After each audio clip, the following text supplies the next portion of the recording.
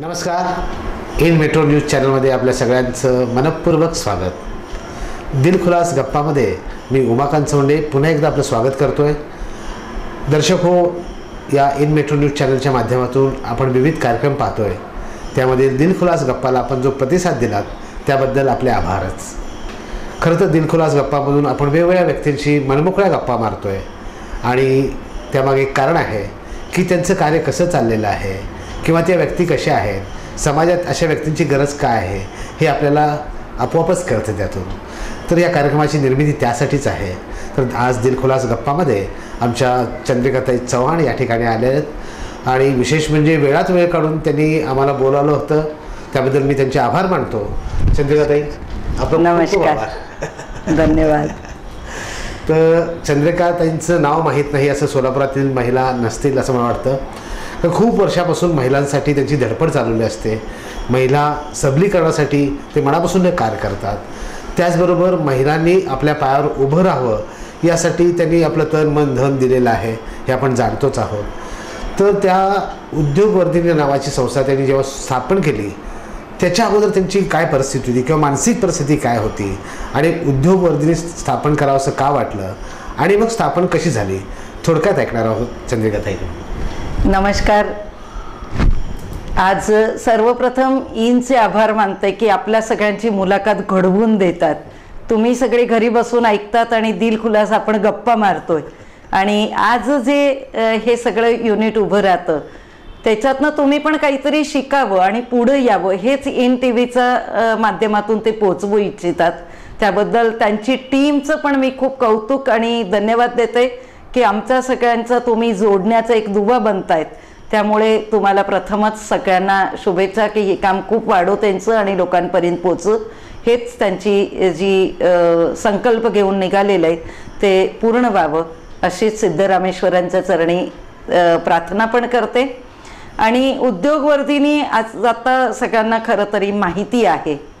उद्योगवर्धिनीची स्थापना केली ती 2004 साली झाली, रजिस्ट्रेशन केले ते, पण त्याच्या आधी आम्ही काम सुरू केलं होतं। 1993 पासून मी स्वतः काम करायला सुरुवात केली।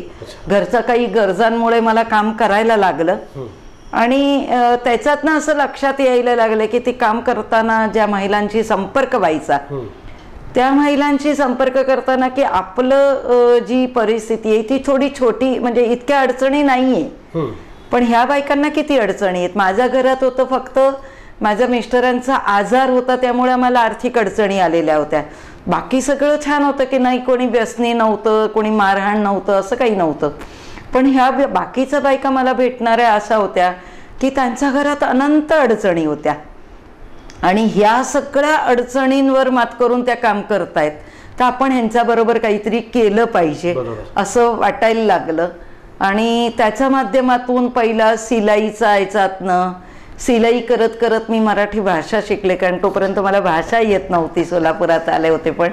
तर ती भाषा शिकणंही मला त्यांच्याकडनं मिळालं, मला मैत्रिणी मिळाला आणि हा जो बोलका एक स्वभाव आहे की मला बोलायला खूप लागतं, तर त्या बोलायला मैत्रिणी मिळाल्या आणि मैत्रिणींचा गप्पा टप्प्यांमधूनच आमचा प्रवास सुरू कसा झाला तेच की त्यांच्या अडचणीतनं मार्ग काढताना आमच्या प्रत्येक एक नवीन पावलांची उमटायला लागले की कसं काम करता येईल। भांडण असेल तर त्याच्या नवऱ्याला बोलवून घ्यायचं की नका भांडू, असं नको करू, मारू नको, तुमच्या घरासाठी ती काम करते। तिला कामाची आवश्यकता असेल तर कुठे जोडून देणं, त्याचं सासरच्यांची बोलणं, माहेरच्यांची बोलणं, की जेणेकरून ही भांडणं त्यांची कमी झालं तर ती बाई चांगलं काम करू शकेल। किंवा हे पण होईल की त्यांची मुलं काय होतं की थोडी छोटी भांडण होतात आणि बाई म्हणते मी निघाले माहेरून, ती मुलांना घेऊन जाते किंवा सोडून जाते, मी काही माहेरून आणलंय का।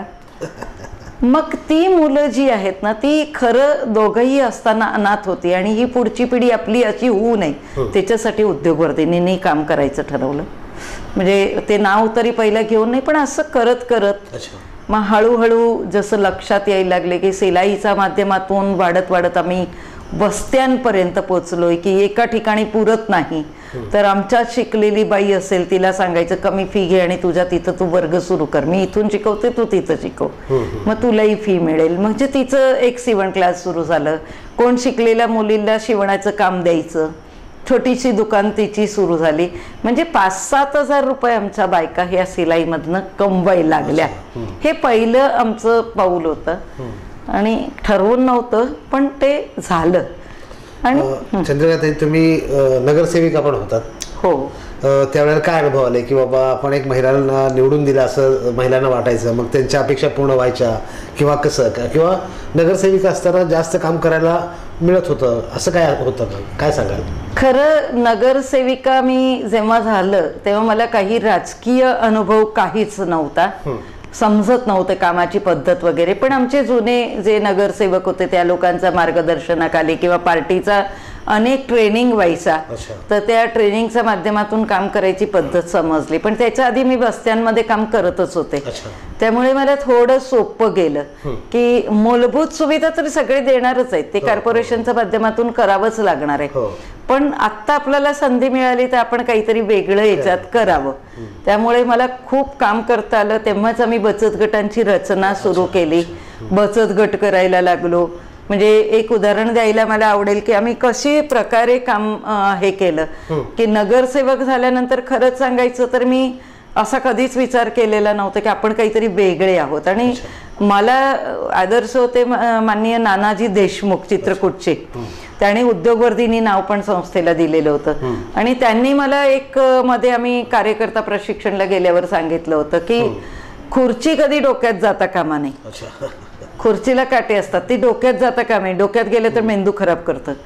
आणि कधीही तू राष्ट्रीय स्वयंसेवक संघाच्या विचाराने काम करतीयस, म्हणजे माझं व्यक्तिगत परिवार संघाचा आहे, पण कधीही मी संघही करू नको, मी पार्टी करू नको. जे काम करायचं ते करत राहायचं आणि हे डोक्यापर्यंत नाही. खुर्ची सोडायची वेळ आली तर दुःख होता कामा नाही, आणि जास्त चांगली मिळाली तर हुरकून जाऊ नको, हे एक डोक्यात फिट्ट झालं होतं बसायचं आधीच तिथं. त्यामुळे ही संधी होती, ते संधीचं शोधणं करता आले. बचत गटांच्या माध्यमातून काम केलंय. मी पहिल्यांदा ज्या वॉर्डातून निवडून आले तिथं काही टॉवेल कारखाने होते की तेव्हा टीप मारायचं काम मिळायचं आणि स्वच्छता करायचं काम मिळायचं बायकांना. तेव्हा कामगार तशी लागतं, मशिनरी खूप झाली आता एवढं नाही मिळत, पण तेव्हा मिळत होतं. तर ते बायकांना त्या मालकांशी नगरसेवक बोलल्यावर थोडी एक व्हॅल्यू वाढते की आमच्या 4 बायकांना तिथं काम द्या, टॉवेल शिवायचं काम द्या. मार्केट यार्ड माझ्या वॉर्डात होतं, त्यामुळे मार्केटमधल्या काही व्यापाऱ्यांना भेटून की तुमचं तिथं जे गाड्यांमधलं धान्य सांडतंय, मार्केट यार्डला माझं जाणं व्हायचं तर मला दिसायचं की ट्रक मधलं जे धान्य सांडतं ते गोळा करून ते लोक घेऊन जातात, पण खाली सांडलेलं धान्य कोणी घेत नव्हतं किंवा घेऊन जातात. म्हणजे ह्याच्यात हे बायकांना तुम्ही जोडून द्या. ते म्हणजे आम्हाला पगार देणार नाही, म्हणजे फक्त धान्य घेऊन जातील, तुमचं क्लीन होतील, त्यांना घरात धान्य मिळतील. हळूहळू तिथंही बायकांचं काम वाढलं. जशी गरज लोकांना वाटलं की ही गरज आहे, चांगलं आहे, खूप धान्य मिळतं, म्हणजे ती बाईला देऊनही अर्धधान्य व्यापारीकडे राहायला लागले. तर अशी कामं जोडून देण्याचं काम आम्ही तेव्हा केले. छोटे छोटे प्रयोग पण केले की किती कमी पैशात, म्हणजे हा सेवा उद्योग झालाय, ह्याला येतं, त्यांना गरज आहे, जोडून देणं, असं काम सुरुवातीला केलं. तुम्ही उद्योगवर्धिनीच्या माध्यमातून सुरू केलात आणि नगरसेविक असताना जे काय कार्य होतं तेही सांगितलं. परंतु महिलांना असं वाटतं की काहीतरी उद्योग करायचा म्हणजे फार मोठं भांडवल लागतं, किंवा जर आपण उद्योग सुरू केला तर तो चालेल की नाही, किंवा मग बिगर पैशाने सुद्धा उद्योग व्यवसाय सुरू करता येतो. हा पायंडा तुम्ही पाडून दिलेला आहे, नक्की काय केलं त्यामध्ये?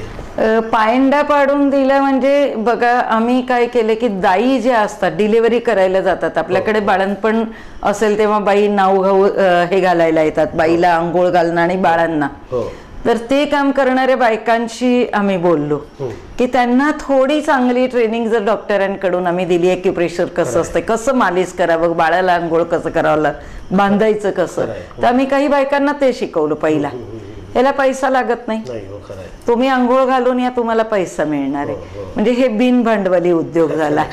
मसाजचा उद्योग आम्ही तेव्हा बायकांना शिकवला की ते पण तुम्हाला ह्याच्यात लागत नाही. पोळ्या करायला जाणं वगैरे जे आहे त्याला काही आपलं भांडवल काही नाही, आपले पैसे काही नाही, फक्त प्रामाणिकपणे कष्ट करायचं आणि पैसे मिळणार आहे. त्यामुळे आमचं भांडवल नाही लागणार अशी कामं त्यांना सुचवली की हे तुम्ही करू शकता, ह्या गोष्टींमध्ये तुम्हाला पैसा नाही लागणार आहे. मग त्या एकाला लागलं की त्या वस्तीतल्या 4 बायका बघून तयार होतात. पण पहिलं तयार करायला थोडा वेळ जातो एवढं निश्चित आहे. मात्र तुम्ही जे म्हणता आता जे सांगितलं की दाई असो किंवा स्वयंपाक करायला असो किंवा भांडे घासायला असो, हे पारंपरिक पद्धतीनं महिला कार्य करतच होत्या. परंतु त्याच्यामध्ये आत्मविश्वास कसा निर्माण केला तुम्ही महिलांमध्ये? आत्मविश्वास तयार करणं म्हणजे कसं आहे की एक बाई, आपल्याकडे खरं मजुरी कमी आजही. हो.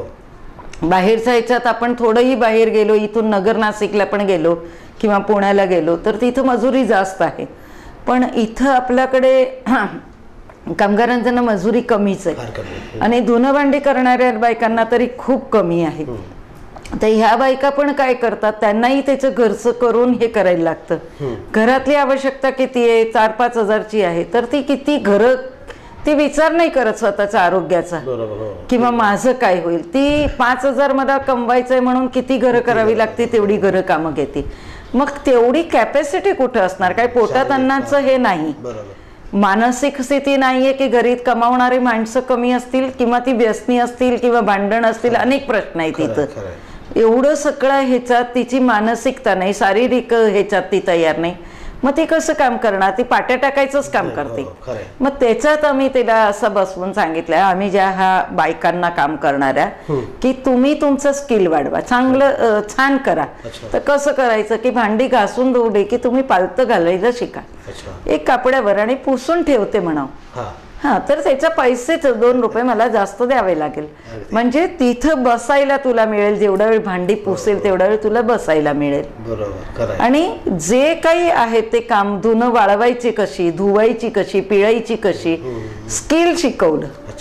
फ्रीज कसं लावायचं, ओटा कसा स्वच्छ करायचा, कणिक मळायची इथली पद्धत आहे. खरं मी इथं येऊन बघितलं तेव्हा मला खूप विचित्र वाटायचं की दोन्ही पायाच्या अंगठ्यांमध्ये परात अडवायची आणि मग कणिक मळायची. तर ते नको वाटते. बाहेरून कसंही कुठून आले केले, बसण्याची पद्धत. मग महिलावर खूप वेळा असं व्हायचं ना की तिच्यावर वेगवेगळ्या प्रकारे कोणी टच करते, बॅट टच आपण म्हणतो ना, त्या प्रकारचं त्या बाई बरोबर पण व्हायचं. पण मरता क्या न करता म्हणून तिला करावं लागतं, कारण गरिबांना बोट दाखवली जाते, तूच तशी असेल. मग तसं सांगायला गेले की मग त्याच्यावर चोरीचा आळ टाकायचं, कामघाण करते म्हणून सोडून द्यायचं. ती बाई मुकाट्याने सहन करते. मग हे तिला शिकवलं की अजिबात सहन नाही करायचं. आपण नेटकं गेलो ना तर त्यांची नजरच बिघडा आणि पहिल्या दिवशी करारी नजर ठेवायची. हा सगळ्या गोष्टी आम्ही महिलांना शिकवलं. त्यामुळे नंतर त्यांच्या मालकिनींशी पण आम्ही बोललो की आत्ता त्याच्या कामात काही फरक वाटतंय का आम्ही शिकवल्यावर. तर तो निश्चित वाटत होता. मग तिला 200 रुपये वाढवून द्या. एकदा तिची गरज तयार केली की आता ती स्वच्छ काम करते, तिचं सगळं काम करते. मग हळूहळू तिला पोळ्याला बाई त्यांच्याकडे कोण येते, बाहेरची येते, मग तू पोळ्या कर, तू स्वच्छतेने कर. मग तुझं 4-5 घरी जाण्यापेक्षा 3 घरांमध्ये तेवढेच पैसे मिळेल, श्रम वाचेल. म्हणजे पहिला असा छोट्या छोट्या गोष्टीवर लक्ष दिले. पोळ्या करायला लाग. मग एखाद दिवस त्यांच्या घरी सगळे असतील तेव्हा, बाई तुम्ही बसा, मी तुम्हाला भाजी करून देते. म्हणजे ती भाजीची चव, गावठी चव केव्हाही आपल्याला चांगली लागते. आपण खायला म्हणून धाब्यावर जातो की घरचे याच्यातलं चवीच्या पेक्षा धाब्यावरचं का लागतं, तर तो गावठी टच आहे. आणि जे घरचं याच्यात कमी मसाल्यातलं बनवलेलं खरंच चांगलं उत्तम असतं. आणि ती बाई तसं बनवते, लोकांना आवडतं. मग तिची गरज निर्माण केली आम्ही की घरात कामाला ही बाई गेली तर माझं हलणार नाही, चालणार नाही, मालकीनला हे व्हायला पाहिजे. आणि मग आमच्या बायका तिथं टिकून काम करायला लागल्यास त्यांच्या ह्याच्यातली पत वाढली की पैसा वाढला. ताई तुम्ही जे सांगताय ते स्किल खरोखरच म्हणजे त्यात थोडंसं डेव्हलपमेंट करण्यात तर किती मोठ्या गोष्टी घडू शकतात हे यातून लक्षात येतच आहे. शिवाय त्यानंतर मग उद्योगवर्ती सुरू करायच्या अगोदरचा प्रवास तुम्ही सांगितला आणि सुरू केल्याचा देखील सांगितला. पण या महिला सगळ्या एकत्र येतील आणि अशा प्रकारे ते आपल्या स्वतःच्या पायावर उभं राहतील आणि एक उद्योगवर्तीने एवढं मोठं पसारा हे करेल असं त्यावेळेला वाटलं होतं का? नाही, आजही अजून स्वप्नवतच वाटते. कारण ठरवून आमची कामं नाही झालेली. आमच्याकडे कालही पैसा नव्हता, आजही नाहीये. उद्याची माहीत नाहीये. बरं. पण पैसा हा आमचा हेतूच नाही. बरोबर. आम्हाला एकच कळतं की बाईला काही येतं आणि लोकांची गरज आहे ना, मग ते जोडण्याचं काम आम्ही करतो. त्यामुळे हा उद्योग चालणार आहे. आणि दुसरं येतं की भांडवल. प्रत्येक सगळ्यात मोठं गोष्ट असते की भांडवल. बाईची करायची इच्छा असेल तरी घरातनं तेवढा सपोर्ट अजून आपल्याकडे मिळत नाही. म्हणजे सगळीकडे असं आहे का तर नाही. काही लोक खूप जिकरीने महिलांच्या सोबत उभे राहतात. पण माझ्या याच्यात अनुभवात जे आलंय की मी वस्त्यांमध्ये आणि मध्यम आर्थिक मध्यम जी लोक आहेत त्यांच्यामध्ये जास्त माझं काम असल्यामुळे संस्थेचं, तर त्या लोकांवर विश्वास कमी आहे. की ती म्हणेल की मला 2,000 रुपये द्या, मला उद्योग सुरू करायचं, तर तिला पहिला ऐकावं लागेल तुझ्या बापाने केलाय का कधी, तुला हे जमणार आहे का, घरचं तर नीट ठेवता येत नाही, असं म्हणजे अनेक गोष्टी तिला ऐकाल. पैसे नाही मिळणार पण अनेक गोष्टी ऐकून घ्यावे लागेल. आणि ते तिथं तिचं खच्चीकरण होतं. मानसिक जे खच्चीकरण आहे ना तिथं होते की आपण काहीच करू शकत नाही. तर आम्ही त्यांना काय केलं की हे आपल्याला मागायचंच नाही, आपण कोणाकडे हात पसरायचे, आपण देणारेच व्हायला पाहिजे. आपण घेणारे नाही होणार, आपण देणारे व्हायचं. तेव्हा त्यांनाही खरं वाटायचं नाही. पण जेव्हा त्यांना सांगितले की तुमच्याकडे किती पैसे असतात, आम्ही एक खेळ घेतो, आम्ही खूप खेळातून सगळी कामं करतो, तर खेळ घेतो आणि खेळाखेळात मग त्यांच्या घरातल्या गोष्टी काढतो सगळ्या. आणि त्याच्यातनं कळतंय की हां तुम्ही बचत कशी करता, काय करता, मग कुठे ठेवता. मी तर काही तुमचा नवरा किंवा घरचं नाही, कुठे ठेवता मला. मग किती पैसे असतात, 1,000-1,500 रुपये बाईकडे. प्रत्येक कितीही गरीब असेल तर तुम्ही 1,000-1,500 रुपये, ते नोटा बंद झाले तेव्हा कळलंय सगळ्यांना, पण खूप पैसे ठेवून असतात. का ठेवून असतात, ते संसाराला लागतात. इमर्जन्सीला लागले खर्च काढतात ना, शेजारचं नाव घेऊन देतात आणि परत नवराकडनं काढून तिथं ठेवतात. पण हा संसाराला लागावं म्हणूनच करतात. बायकांचा हेतू वाईट नाही. मग त्याच्यातल्या आपल्याला एक साडीची किंमत किती असते जास्तीत भारीची, तर आमची 500 रुपयाची साडी आमची भारीची असते. मग तेवढे एक साडीचे पैसे आपण घरात शकतो का, काढू शकतो. मग 500 रुपये इन्व्हेस्टमेंट करा आणि काम करा. आम्ही सुरुवातीला 50 रुपये इन्व्हेस्टमेंटमध्ये जेव्हा आम्ही 98ला काम केलं तेव्हा आम्ही 500 रुपये 200 रुपये 100 रुपये एवढं इन्व्हेस्टमेंट केलं. आमची पहिली भाकरी केली, आम्ही सुरुवात केली तेव्हा 50 रुपयाचं भांडवलमधनं आम्ही केली. एका बाईला जेव्हा सांगितलं की भाकरीचा उद्योग कर आणि आम्हाला दे, ती म्हणे पैसे नाही. म्हणले 50 रुपये नाही आहे, ते म्हणे 50 रुपये आहे ना, मग 50 रुपयाचंच करायचं. तेव्हा भाकरीचं रेट होतं, अरे ज्वारीचा भाव होता 15 आणि 17 रुपयेपर्यंत, म्हणजे चांगली आणि 15 रुपये. मग 15 रुपयाची 1 किलो ज्वारी येईल, 30 रुपयाला 2 किलो ज्वारी येते. 2 किलो ज्वारी दळण तेव्हा 1 रुपया होतं, 2 रुपये त्याच्यात 32 रुपये गेले. घरची मजुरी, गॅस, आणि आता तुझं घरचंच आहे, चुलीवर कर किंवा काही कर, तेही 10 रुपये धरले तरी तुझ्याकडे 10 रुपये शिल्लक राहतात. म्हणजे 45 रुपयाचा भांडवलात ती भाकरी सुरू केली. 1 किलोमध्ये 32 भाकरी होतात 1 किलो ज्वारीमध्ये. तर ही 64-65 पहिला नाही होणार, 60 होईल. पण 60 भाकरी तुझं झाल्या, 60 भाकरी जर तू 2-2 रुपये 1.5 रुपयाला तेव्हा विकल्या जायचं, तर तुला किती मिळणार आहे. आता हे गणित त्यांना शिकवलं की 60 भाकरी तुझा 1.5 रुपयाला विकलं गेलं तर तुला 60 आणि 30 90 रुपये मिळणार. तू गुंतवले किती, 45. एक्झॅक्टली 100% त्याचा फायदा आहे तुझा. हे गणित जेव्हा शिकलं तर सहज नाही झालं, हे मी सांगते सरळ, पण त्यांना खूप तयार करावं लागलं. हे नगरसेवक, मी त्यांना थोडी दादागिरी पण केली. तुम्ही नाही केलं तुमचं रेशन कार्ड नाही बंद करणार, पाणी बंद करणार, वर्डातलेच होत्या ना. भीती होती त्यांना, तेव्हा आदर होता, आता एवढं नाही आहे, पण तेव्हा आदर होता खरं नगरसेवकला की भाभी तसं काही करू नका, मग कर 50 रुपयाची गुंतवणूक कर, काम कर. आणि भाकरी विकायला आम्ही मदत केली, तिने एकटीने नाही केले. आम्ही ज्यांना लागत होती, आमच्या मैत्रिणी ओळखी झालेल्या, तुम्हाला भाकरी पाहिजे त्याच्यातली घरची भाकरी मिळते, तुम्ही हिच्याकडनं घ्या हिच्याकडनं घ्या, तिची भाकरी चालायला लागली. मग रोजचं जर तिला 50 रुपयाचा फायदा व्हायला लागलाय तर ती बाई कशाला पाठीमागे वळून बघेल. मग सासू करत होती तर सून करायला लागली, सून करत असेल तर जाऊ करायला लागली, नणंद करायला लागली, मग आजूबाजूचं सगळ्या मिळून करायला लागल्या. धाबेवाल्यांना भेटलो, ते लोक मार्केट मिळालं, दुकाने द्यायला लागलो. अशी आमची भाकरींची वारी सुरू झालेली अनेक वेळाला. तरी साधारणतः सोलापूरची भाकरी आणि शेंगा चटणी फार फेमस आहे, परंतु कोरोनाच्या काळामध्ये कसं, म्हणजे काय परिस्थिती होती ही सगळ्या गोष्टीसाठी. चटणीला मार्केट चांगलं होतं महाराष्ट्रात, तशी भाकरीलाही सोलापुरातही भाकरीला मार्केट तेव्हा आम्हाला चांगलं होतं. आमचं एकही काम बंद नव्हतं. कोरोना काळातही. पण जी आम्ही बाहेर पाठवायचो होतो, जो विदेशला आमची भाकरी जात होती, ती तेव्हा मात्र बंद झाली आणि अजून आम्ही चालू नाही केली. कारण काही ठिकाणी अजूनही फूड आयटमला तिथं मान्यता नाही आहे. लोकांमध्ये भीती आहे, कशी केलेली असतील, काय असतील, ह्या प्रवासात कसं असेल, त्यामुळे आम्ही बाहेर नाही पाठवत. महाराष्ट्रात आमची भाकरी आजही जातीये. साधारणतः म्हणजे जेव्हा भाकरी कोरोनाच्या अगोदर तुम्ही पाठवायचा, कुठे म्हणजे परदेशी कुठे जायच्या किंवा कसं? परदेशी ऑस्ट्रेलियाला जायची, जपानला जायची, लंडनला खूप जायचं. लंडनला जास्त करून महाराष्ट्रीयन लोक खूप आहेत, तिथं खूप जायची. 7 देशांमध्ये तरी आमची भाकरी जात होती. सोलापूरची प्रसिद्ध भाकरी ताईंच्या सहकार्यामुळं, त्यांच्या ताईंच्या सहकार्यामुळं अगदी विदेशात वेगवेगळ्या देशामध्ये जात होत्या. परंतु सध्या कोरोनाच्या काळानंतर ते थांबले आहेत. परंतु शेंगाची चटणी जाते म्हणतात, तरी शेंगाची चटणीचा काय प्रकार आहे आणि सोलापूरची शेंगाची चटणी प्रसिद्ध आहे, तर त्याविषयी ताई काय म्हणतात ऐकूया.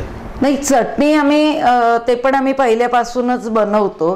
पहिला आम्ही महिलांना सामान देत होतो आणि कुटून घेत होतो ठिकठिकाणी, किंवा आम्ही उखळ पण आमच्या जागेवर हे केलेले होते आणि तिथंही करायचं होते. पण त्याच्यात एनर्जी जे येणं जाणं आणि तिथं करणं याच्यात खूप जास्त होत होते.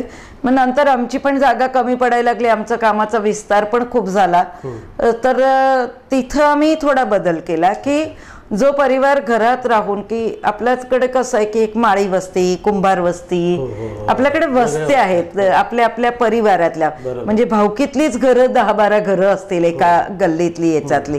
तर अशी थोडे काही लोकांना आपण बघतो जे आपल्यापर्यंत येतात त्याच्यातलं, की हा यांचं भावकीतलं आहे. मग एकाला त्याच्यातनं तयार करतो की तुम्ही त्याच्यात प्रामुख्याने पुढे या आणि तुमचा तिथल्या बायकांना त्यांच्या सोयीने येऊन ती कुठून जातील. तुम्ही तुमच्याकडचं एक युनिट करा आणि ह्या युनिट करायला खूप काही खर्च लागत नाही. सुरुवातीला आपण त्यांना सगळं मार्गदर्शन करतो आणि ती सगळी चटणी कुठलेली आम्हाला लागते ती आम्ही घेतो. एक आमचं 2 गोष्टी झाल्या. एक परिवारमध्ये 25-30 जणांना काम द्यायला लागलो, घरात बसून त्यांना काम मिळालं, त्यांचा उद्योग सुरू झाला. आम्हाला सोडून ते दुसरेही 10 ठिकाणी देतात, आम्हालाही एक ठिकाणची चटणी मिळाली. आम्ही जे भांडवल गुंतवत होतो ते आमचं बंद झालं, आम्ही त्यांच्यावर दिलं. त्यामुळे त्यांचं भांडवल आम्ही घेतो होलसेलच्या रेटनी आणि आम्ही आत्ता देतो. असे आमच्या अनेक ठिकाणी युनिट आहे. आता तरी ग्रामीण भागातही आम्ही युनिट याचे केलेले. ह्याच्यामध्ये जी शेंगा चटणी आहे ती आता सध्या म्हणजे आपल्या देशात कुठे कुठे जाते किंवा महाराष्ट्रात कुठे जाते काय सांगा? महाराष्ट्रात तरी खूप ठिकाणी जाते, म्हणजे मुंबई, ठाणे, अंधेरी, जुहू हे सगळा जो पार्टमध्ये आहे तिथे इथून घेऊन विक्री करायलाही खूप जण घेऊन जातात. डोंबिवलीला जाते, म्हणजे मुंबईलाच एक 8 ठिकाणी आमची चटणी जाते आणि ही रेग्युलर आहे. मागचे 7-8 वर्षापासून रेग्युलर दुकानमध्ये विक्रीला ते घेऊन जातात आणि त्यांची बल्कमध्ये ऑर्डर असते किंवा छोट्या पॅकिंगमध्ये जशी त्यांची रिक्वायरमेंट असेल तशी. मुंबईला जाते, पुण्याला आहे, नाशिक आहे, नगर आहे, औरंगाबाद आहे, नांदेड आहे, अशा अनेक, नागपूर आहे, हां, अशा बऱ्याच ठिकाणी जाते. शेंगाची चटणी म्हणजे खरं तर आता सोलापुरात बऱ्याच ठिकाणी शेंगाची चटणी तयार केली जाते. तुम्ही आपण राज्यात इतर ठिकाणी पाठवता, तर त्याची क्वालिटी कशी चेक करता किंवा ती तशीच राहावी, म्हणजे आज दिलेली आणि 2 वर्षांनंतर देणारी किंवा 2 वर्षापूर्वी दिलेली तीच क्वालिटी राहावी यासाठी आमची जी क्वालिटीला आहे आम्ही ते एकाच प्रकारचे शेंगादाणे वापरतो. कारण हा जो शेंगादाणा येतो तो गुजरात शेंगा म्हणलं जातं. ते गुजरातचा शेंगा वापरलं की त्याच्यात तेल, स्वतःचं तेल खूप सोडतं. दुसरं आम्ही ज्याच्यात ते मटेरियल वापरतो, वरचं मटेरियल, म्हणजे कोणी तेल घालतात, कोणी पेंट घालतात असं म्हणतात, मला माहिती नाही, पण हे सगळं घालतात. ते मिक्सिंग काही करत नाही. आम्ही काही काळानंतर आम्ही त्याचं चेक करून घेतो. लॅब चेक आम्ही तरी करतो, पण आम्ही ज्यांना देतो ना त्यांचं नावाने चांगलं ह्याच्यात विकलं जातं. म्हणजे मोठे मोठे ब्रँडवाले आमची चटणी घेतात आणि विकतायत, तर त्यांना लॅब केल्याशिवाय त्यांनी आपली घेत नाही. त्यामुळे आम्ही त्यांना म्हणतो तुम्हीच लॅब करा, तुमचं तुम्हाला जे वाटतं ना तुम्ही तपासणी तुमच्या तिथे करून घ्या, तुम्हाला योग्य वाटली की घ्या. तर हे जे सातत्य, याचा अर्थ आमची एकसारखी चटणी. तिखटही आमचं एकसारखंच आहे, म्हणजे तिखटचं आमचं कांडण एकच आहे. आम्ही संस्थेत वापरायचं तिखट किंवा चटणीचं तिखट बाहेरनं कुठूनही घेत नाही. 12 वर्षापासून आमचं सगळे एकच आहे. एकच क्वालिटीचं तिखट वापरतो, एकाच क्वालिटीचं मीठ वापरतो, जिरंही तेच आहे, हिंगही तेच आहे, ब्रँड चेंज करत नाही कितीही महाग होऊ दे. चंद्रिका ताई, आपण हे म्हणजे जे सगळं सांगताय ते खरोखरच हा प्रवास खूप वेगळा आणि वेगळ्या पद्धतीचा आहे. त्याचबरोबर महिलांना असे सबलीकरण करणं ही फार मोठी गोष्ट आपल्या हातून घडते आहे.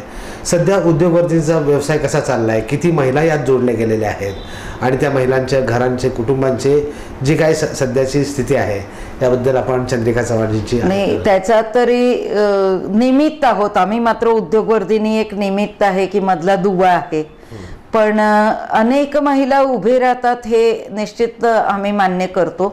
कारण आत्ताच आम्ही मागच्या 23 तारखेला आमच्या संस्थेला 18 वर्ष पूर्ण झाले, त्याचा एक कार्यक्रम आम्ही आता केला. 18 वर्ष पूर्ण झाले आमच्या संस्थेला रजिस्ट्रेशन होऊन. काम तरी आधीपासून करत होतो, पण ह्या 18 वर्षात आम्ही साधारण सिलाई आणि स्वयंपाक आणि हा आमचा उन्हाळी पदार्थ आहे, चटणी भाकरी मसाले सगळंच, म्हणजे त्याच्यात गोधड्या रजाई बॅग्स आहे, बाळांतविडा आहे, देवाची वस्त्र आहे, हे सगळं सिलाईच्या माध्यमातून जे आम्ही शिकवतो किंवा करतो दोन्ही, आणि स्वयंपाकाच्या माध्यमातून आम्ही टिफिन बनवून देतो किंवा ऑर्डरप्रमाणे दिवाळी फराळाचं असतील, लग्नप्रसंग म्हणजे अगदी मृत्यूपासून ते सगळ्यात प्रसंगाला जे इव्हेंटला लागणारं जेवण बनवून देणं असतील, त्या वेळच्या काही सजावटीच्या वस्तू, हा सगळा जर आम्ही गणित घातला आता 18 वर्षाचा, तर आम्ही 17,000 महिलांना ह्याच्यातनं उभे करू शकलो. आणि ह्याच्यातलं आम्ही काही महिलांशी बोलून हे पण केले की निदान तुम्ही किती कमवताय, म्हणजे हे पण बघितलं पाहिजे की उभं केलं आम्ही केलं पण ते उभे राहिले का. खरं तिथं सक्सेस आहे की तिला आणून उभं केलं पण तिने पुढे चालली का नाही. तर तसं जर बघितलं तर तशाही महिलांमध्ये जवळपास आमचा 27 ते 28% महिलांनी स्वतःचा उद्योग सुरू केलाय. काही महिलांनी सेवा उद्योगमध्ये आहे 10-12% आणि बाकीच्या महिला लोकांचं काम करूनही काम करतात.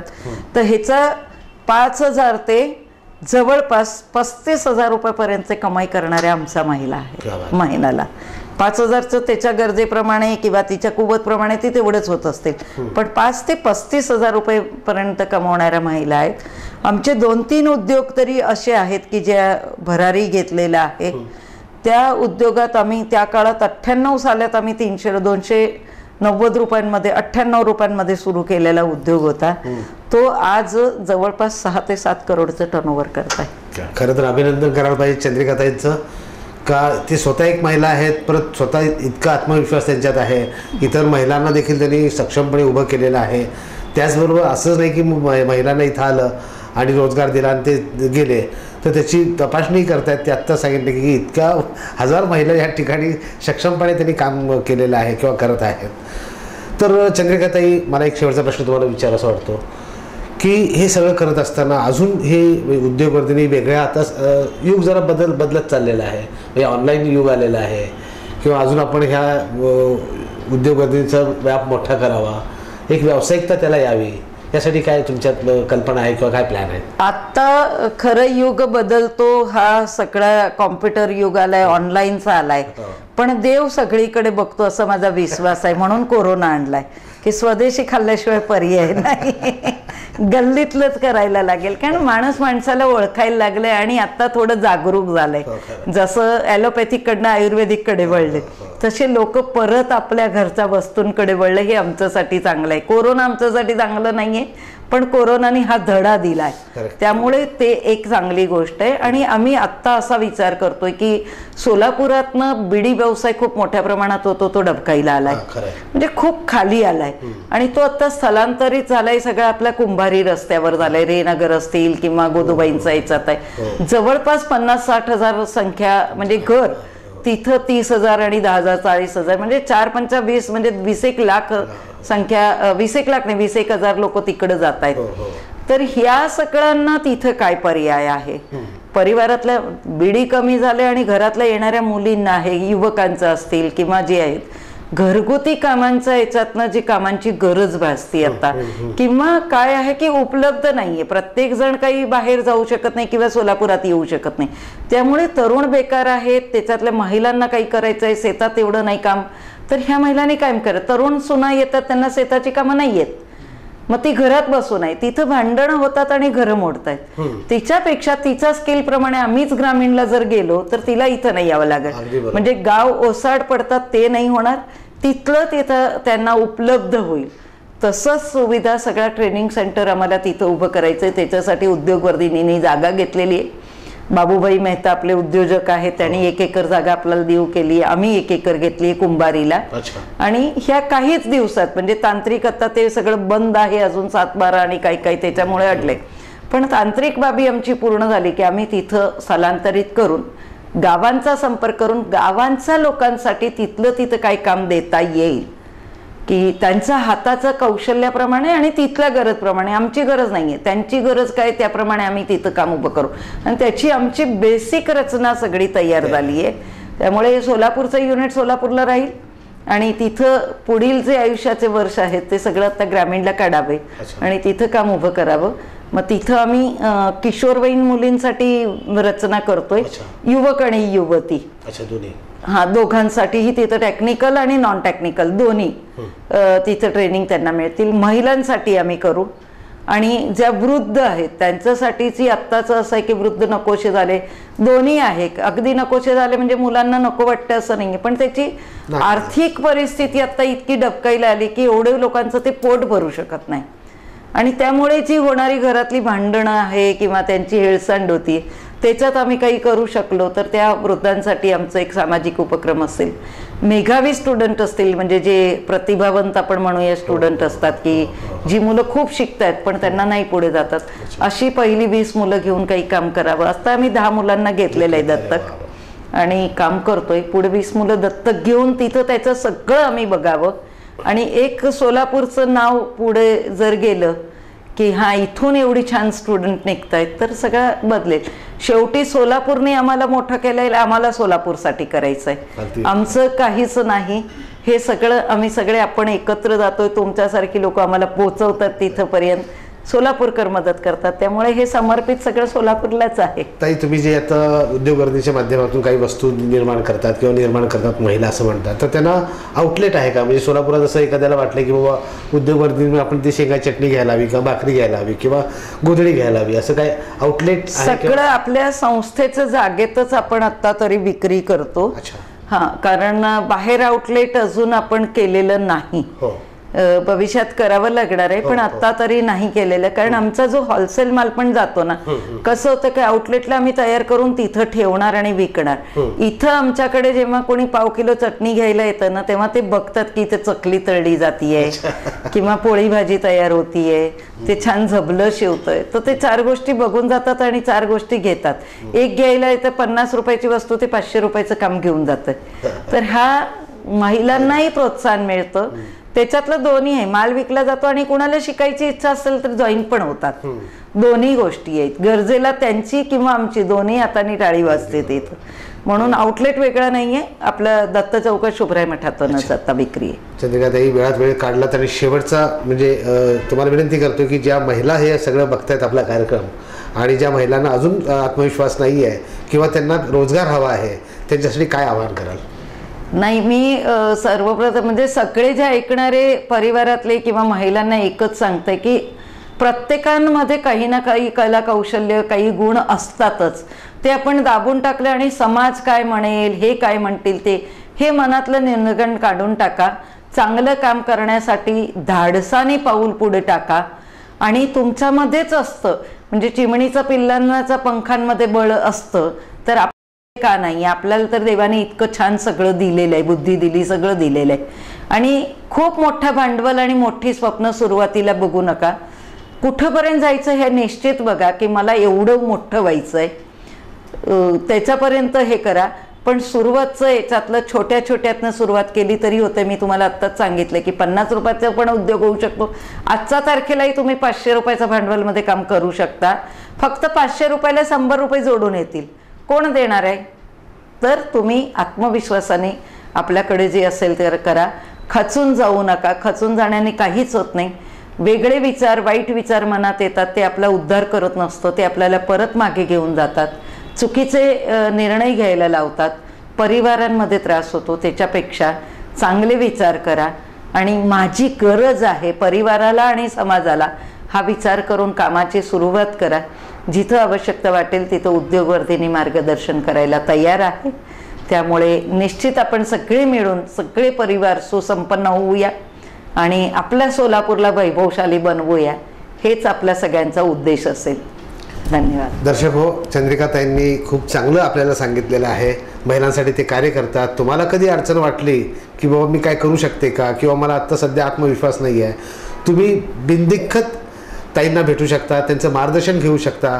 त्यांच्याकडून मार्गदर्शन घेऊन आपण उभारू शकता, कारण का इतक्या महिला उभारलेल्या आहेत, आपणही उभारू शकता. या कार्यक्रमाचा उद्देशच तो होता. त्यातल्या त्यात चंद्रिकाताईंनी फार मोलाची वेळ आम्हाला दिलेली आहे आणि दिलखुलास गप्पामध्ये खरोखरच दिलखुलास गप्पा त्यांनी मारलेल्या आहेत.